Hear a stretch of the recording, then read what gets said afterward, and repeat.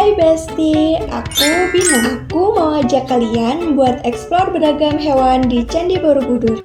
Iya, kalian nggak salah dengar. Kita beneran ke Candi Borobudur buat lihat hewan-hewan. Let's go!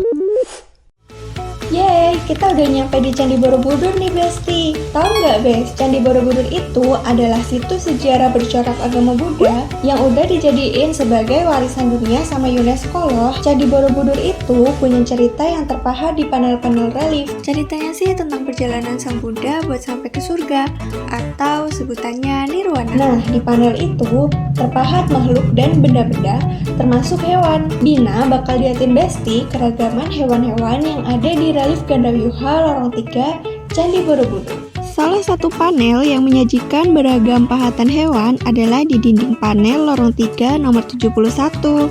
Besti bisa lihat ya kalau di situ ada seorang bodhisattva yang duduk di dalam sebuah bangunan. Nah, di sebelah kiri toko tersebut ada bermacam hewan kayak rusa, kambing, kerbau, babi, domba, gajah, dan kuda. Sedangkan di sebelah kanan toko tersebut ada beberapa rusa terlihat sedang dalam posisi duduk. Ada singa, kucing hutan, burung merak, dan beberapa burung yang terbang di atas bangunan. Nah, relief ini menarik banget nih Besti. Soalnya di sini ceritanya tokoh yang berdiri di sebelah kanan, namanya Maitreya, sedang berkhotbah di depan hewan-hewan di sekelilingnya. Disebutkan dalam literatur Gandawiyuha bahwa hewan-hewan ini sedang berdoa kepada Maitreya untuk meminta hujan.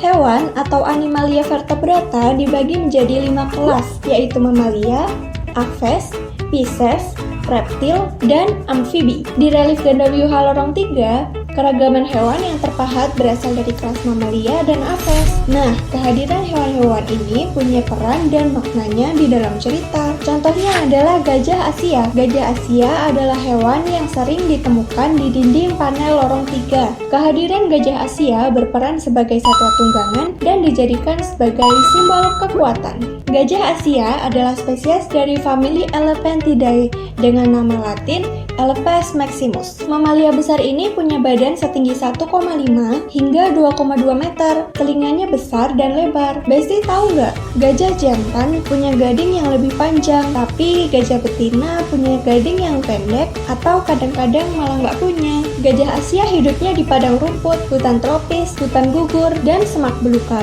Gajah suka sekali berkubang di lumpur. Kalau di lumpur, dia bisa mendinginkan tubuhnya dan melindungi kulit dari sinar matahari. Gajah Asia tersebar di Pulau Jawa, Sumatera, dan Kalimantan. Tapi gajah ini udah punah di Pulau Jawa. Hewan kedua datang dari famili Equidae, yaitu kuda ternak, atau nama latinnya Equus caballus. Kuda punya bentuk kepala yang bulat memanjang, telinganya bisa bergerak, ekornya panjang, dan kaki yang kuat. Kuda punya kemampuan buat jalan-jalan jauh, makanya kita suka lihat kuda jadi alat transportasi manusia atau mengangkut barang-barang. Habitat asli kuda yakni di padang rumput, gurun, wilayah pesisir, semak belukar, hutan, dan lahan basah. Kita lanjut ke famili Cervidae yuk, yaitu ada spesies rusa timor atau nama latinnya Rusa timorensis. Rusa punya tubuh yang kecil, dahinya cekung dan tungkainya pendek. Habitat rusa mirip kayak hewan sebelumnya, yaitu padang rumput, pegunungan, hutan, semak belukar, dan rawa. Pada dinding panel Lorong 3, ditemuin ada 3 jenis spesies dari famili Bovidae. Ada kambing lokal, domba ekor tipis, dan kerbau liar. Aku kasih tau Besti ya, kalau kerbau liar itu beda sama sapi. Kerbau punya tubuh yang besar, tanduknya berbentuk U tegas, dan nggak punya dewlap. Dewlap itu lipatan kulit yang menggantung di leher. Kerbau liar bisa dijumpai di hutan tropis dan subtropis, sabana, padang rumput, dan lahan basah. Kita bisa lihat kerbau liar di kawasan Taman Nasional Baluran dan Taman Nasional Bukit Barisan Selatan. Kalau di luar negeri, kita bisa ketemu kerbau liar di India, Bhutan, Nepal, Kamboja, dan Thailand. Besti, kalian mau nggak satu circle sama kerbau? Soalnya kerbau itu suka hidup berkelompok. Kalau udah sama kawanannya, kerbau biasanya makan bareng atau nggak berkubang bareng di lumpur. Seru banget nggak sih? Nggak cuma kerbau yang suka berkubang di lumpur, tapi babi hutan juga suka loh. Babi hutan punya kepala yang besar dan panjang, telinganya tegak, matanya kecil, terus moncongnya panjang menonjol. Babi hutan adalah hewan nokturnal. ia lebih banyak beraktivitas pada malam hari. Babi hutan tentu aja hidupnya di hutan, tapi bisa juga kita temui di gurun, padang rumput, atau lahan pertanian. Babi hutan bisa ditemuin di seluruh wilayah Indonesia, seperti Sumatera, Jawa, Nusa Tenggara, Irian, dan Maluku.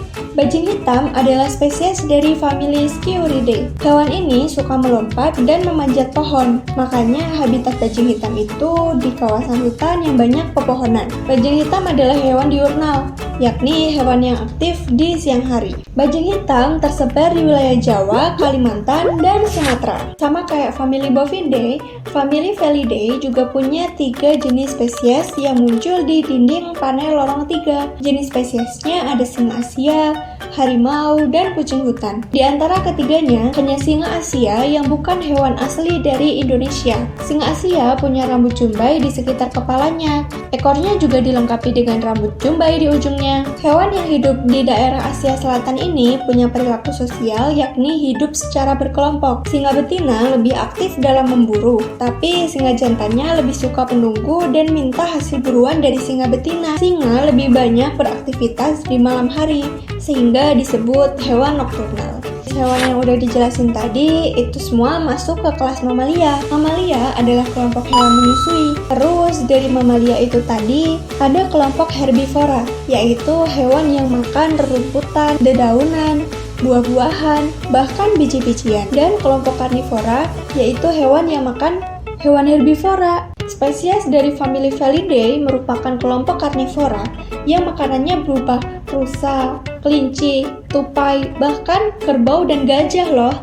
Oh iya, satu lagi, ada kelompok omnivora, yaitu hewan pemakan segalanya. Jenis makanannya bisa berupa buah-buahan, ubi, amfibi, reptil, dan burung. Contoh hewan omnivora adalah babi hutan. Berdasarkan keragaman mamalia di relief Gandaluyuha lorong 3, kita bisa menyusun bagian klasifikasi mamalia menjadi seperti ini. Oke Besti, senang bisa mengeksplorasi keragaman animalia bareng kalian. Kalau Besti masih bingung, bisa tanya Bina di kolom komentar ya. Video ini cukup di sini dulu. Nantikan eksplorasi animalia di video berikutnya ya. Sampai jumpa semuanya.